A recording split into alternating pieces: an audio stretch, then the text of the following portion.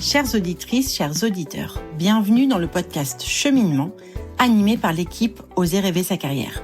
Je suis Marina Bourgeois, co-dirigeante du cabinet, et je vous propose régulièrement des capsules pratiques dédiées aux thématiques qui nous sont chères et qui vous concernent. La carrière, ses transitions, l'épuisement professionnel et la souffrance au travail. J'espère que cette capsule sera pour vous aidante et apprenante. Bonne écoute!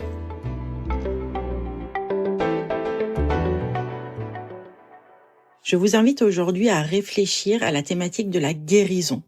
Guérir d'un burn-out, qu'est-ce que ça veut dire ?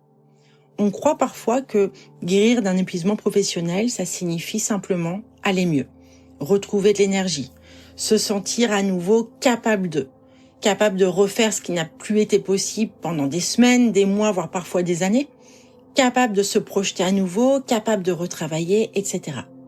Mais en réalité, et profondément, c'est beaucoup plus que ça. Guérir d'un burn-out, c'est traverser une vraie mue intérieure. C'est accepter que quelque chose en soi s'est fissuré à un moment donné et qu'il n'est pas question de recoller les morceaux à l'identique. Parce que le burn-out, ça laisse une trace. Il oblige à regarder sa vie en face, à questionner nos choix, nos rythmes, nos illusions. Il vient briser l'idée selon laquelle on peut tout gérer, tout encaisser, toujours tenir et sans limite.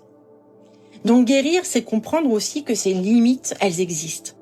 Et plus largement qu'elles ne sont pas des ennemis mais des vrais alliés. C'est apprendre à dire non sans culpabilité, à mettre en place des limites, des garde-fous et aussi à reconnaître ses besoins fondamentaux, c'est non négociable.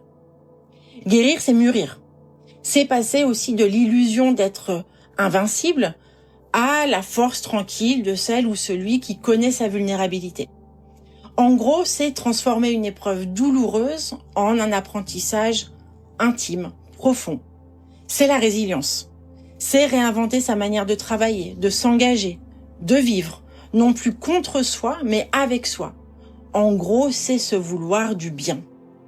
Et puis guérir, c'est aussi redonner du sens à sa vie professionnelle et sa vie personnelle. C'est choisir de bâtir un quotidien plus juste, où l'équilibre et le respect de soi deviennent vraiment des priorités. C'est préserver son écologie personnelle à tout prix. C'est penser santé avant travail. C'est penser à soi, à s'aimer soi-même avant de vouloir finalement se faire aimer des autres. En gros, c'est aussi être sa propre boussole et son meilleur allié, son meilleur ami.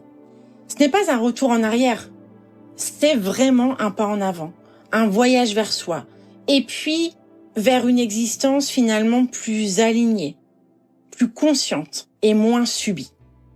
Je vous laisse méditer sur le sujet.